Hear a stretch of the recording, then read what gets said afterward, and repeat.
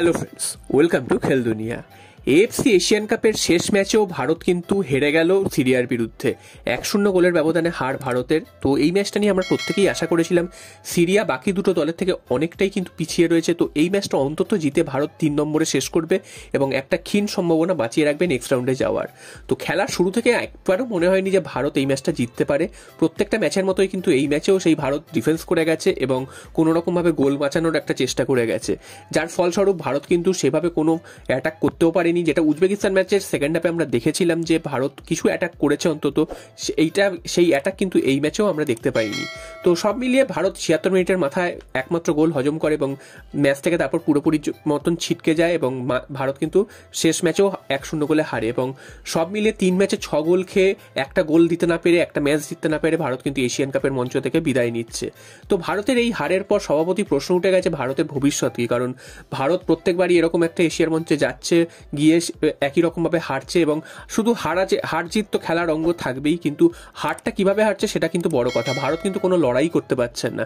তো সুনীল ছেত্রী, তার 40 বছর বয়স, তিনি এখন অবধি খেলে যাচ্ছেন ঠিকই, তবে তার খেলার মধ্যে কিন্তু তেমন কোনো ক্রিয়েটিভিটি নেই।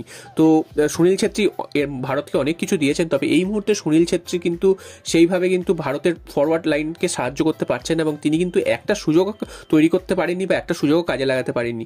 যদিও ভারতের মিডফিল্ড বা ডিফেন্সের অবস্থা খুবই খারাপ, ডিফেন্সের সন্দেশ সিংহান ছাড়া সেভাবে কিন্তু সেন্ট্রাল ব্যাকের কোনো রকম প্লেয়ার নেই, সবই কিন্তু রাইট ব্যাক বা লেফট ব্যাকের প্লেয়ার, তাদেরকে কিন্তু সেন্ট্রাল ব্যাকে খেলানো হচ্ছে। এবং মিডফিল্ডের অবস্থাও তথৈবচ। আপুইয়া তিনি খেলছেন, আপুইয়াকে নিয়ে অনেক প্রত্যাশা ছিল, তিনি কিন্তু কিছুই করতে পারেনি। সাহাল আব্দুল সামাদ অনেকদিন পর দলে ফিরেছেন, তো তিনিও আজকের ম্যাচে সেরকমভাবে কিছু করতে পারেননি। সব মিলিয়ে হতাশাজনক পারফরমেন্স ভারতের সামনে এবং ভারত কিন্তু ছিটকে গেল এশিয়া কাপ থেকে। ভারতের সামনে এখন লক্ষ্য হচ্ছে ওয়ার্ল্ড কাপ কোয়ালিফায়ার্সের ম্যাচে কোনো রকমভাবে ভালো খেলে পরের রাউন্ড অর্থাৎ রাউন্ড 3-তে যাওয়া, সেটাই কিন্তু ভারতের জন্য একমাত্র লক্ষ্য। এবং ইগর স্টিমাচ হয়তো অনেক রকম কথা বলেন, অনেক বড় বড় কথা বলেন, তবে তা 5 বছর তিনি কোচিং করাচ্ছেন ভারতে, এখনো কিন্তু তিনি সেভাবে ফার্স্ট 11 নিজের সেটা কিন্তু বেছে উঠতে পারলেন এবং ঠিকঠাকভাবে প্লেয়ার কিন্তু চয়ন করতে পারেননি, এবং যার ফলস্বরূপ ভারতের এই হার। গুরপ্রীত সিং সান্ধু তিনি কিন্তু প্রত্যেক ম্যাচেই বাজেভাবে গোল খাচ্ছেন, তারপরেও গুরপ্রীতই প্রথম গোলকিপার তার চয়েসে, বিশাল কায়েতের মতন গোলকিপারকে বসিয়ে রাখা হচ্ছে। অন্যদিকে ডিফেন্সেও কিন্তু একই রকম ভুল আমরা দেখতে পেয়েছি। তো কিছু কিছু ক্ষেত্রে এমন কিছু প্লেয়ারকে খেলানো হচ্ছে যারা কিন্তু পারফরমেন্স না করতে পারলেও দলে থেকে যাচ্ছে। তো তোমাদের কি মনে হয়, ভারত কি ওয়ার্ল্ড কাপ কোয়ালিফায়ার্সে দারুণ কিছু করে আবার চমকে দিতে পারবে? সেটা কিন্তু অবশ্যই কমেন্ট বক্সে জানিও। এরপর চলে আসি মোহনবাগানের খবরে।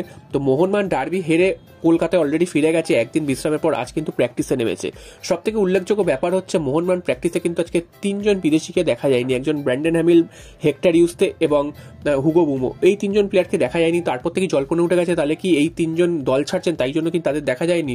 যদিও সেরকম কিন্তু অফিসিয়ালি কোনো নিউজ আসেনি যে তারা দল ছাড়ছেন। তো হাতে কিন্তু আর 7-8 দিন বাকি রয়েছে জানুয়ারি ট্রান্সফার উইন্ডো শেষ হতে, তার মধ্যে যদি কোনো চেঞ্জ না করে সেক্ষেত্রে কিন্তু মোহনবাগান সমস্যায় পড়বে, কারণ এই বিদেশিদের মধ্যে অন্তত 2 জন বিদেশিকে মিনিমাম চেঞ্জ করা উচিত, তা না হলে মোহনবাগান প্রচন্ড সমস্যায় পড়বে। এই বিদেশিদের যে পারফরমেন্স সেটা কিন্তু একদমই পাতে দেওয়ার মতন না। তো হাবাস এসেছেন ঠিকই, তবে হাবাস আসার পরও কিন্তু প্রায় 20 দিন মতন কেটে গেছে হাবাস অফিসিয়ালি জয়েন করার পর, তারপরেও কিন্তু নতুন কোনো সাইনিং হয়নি, এখন অব্দি অফিসিয়াল কোনো নিউজ আসেনি।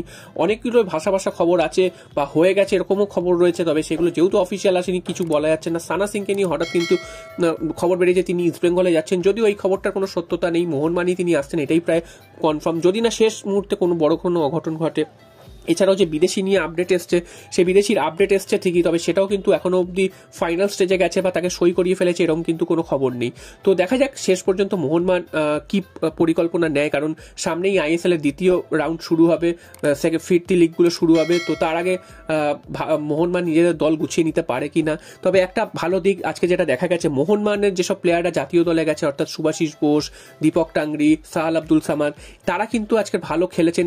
বিশেষ করে আজকে সুভাশিস বোস তিনি কিন্তু ভারতের জার্সি গায়ে কিন্তু দারুণ ফুটবল খেলেছেন, তাকে নিয়ে আলাদা করে বলতেই হয়। আজকের ম্যাচে তিনি যথেষ্ট নজর কেড়েছেন। এছাড়াও দীপক টাংরি তিনি অস্ট্রেলিয়ার ম্যাচে খেলেছে, উজবেকিস্তান ম্যাচে খেলেনি, আজকের ম্যাচে খেলেছে। তো দুটো ম্যাচেই তিনি যথেষ্ট ভালো ফুটবল উপহার দিয়েছে। যদিও ভারত সেভাবে কিন্তু কোনো অ্যাটাকিং ফুটবল খেলেনি, খালি ডিফেন্স করে গেছে, তাই জন্য হয়তো তাদের চোখে পড়েছে, এটাও একটা কথা। এবং সাহাল আব্দুল সামাদ বহুদিন পর, প্রায় 2.5 মাস পর তিনি কিন্তু দলে ফিরলেন বা খেলার মধ্যে ফিরলেন, যে তাকে নিয়েও কিন্তু একটা উৎকণ্ঠা ছিল, তো সেই উৎকণ্ঠাটাও কেটে গেছে। অবশেষে তিনিও কিন্তু দলে যোগ দিয়েছেন, সেটাও কিন্তু মোহনবাগানের জন্য একটা ভালো বিজ্ঞাপন, কারণ এই দলটা ফিরে এসে কিন্তু এবার প্র্যাকটিসে নামবে এবং যত তাড়াতাড়ি সম্ভব এই দলটা আবার রিবিল্ড আপ হয়ে আবার যেন একভাবে নামতে পারে, এটাই কিন্তু সমর্থকরা চাইছে। অন্যদিকে আনোয়ার আলী, তিনিও কিন্তু বল পায়, প্র্যাকটিস প্রায় শুরু করে দিয়েছেন। সব মিলিয়ে মোহনবাগানের যে হারানো ছন্দটা চলে গেছিল, সেই ছন্দটা হয়তো আস্তে আস্তে ফিরে আসবে এবং যদি দু একজন বিদেশি চেঞ্জ হয় সেক্ষেত্রে কিন্তু মোহনবাগান আবার কিন্তু আইএসএল দ্বিতীয় রাউন্ডে ভালোভাবে ঝাঁপাতে পারবে এবং আবার কিন্তু লিগ জয়ের একটা রেসে তারা ফিরে আসবে। তো তোমাদের কি মনে হয়, মোহনবাগান কি সেকেন্ড রাউন্ডে ভালো কিছু পারফরমেন্স করতে পারবে? তোমরা কিন্তু অবশ্যই কমেন্ট বক্সে জানাবে এবং কোন কোন পজিশনে কোন কোন প্লেয়ার পরিবর্তনের দরকার আছে সেটাও তোমরা অবশ্যই কমেন্ট করে জানিয়ে।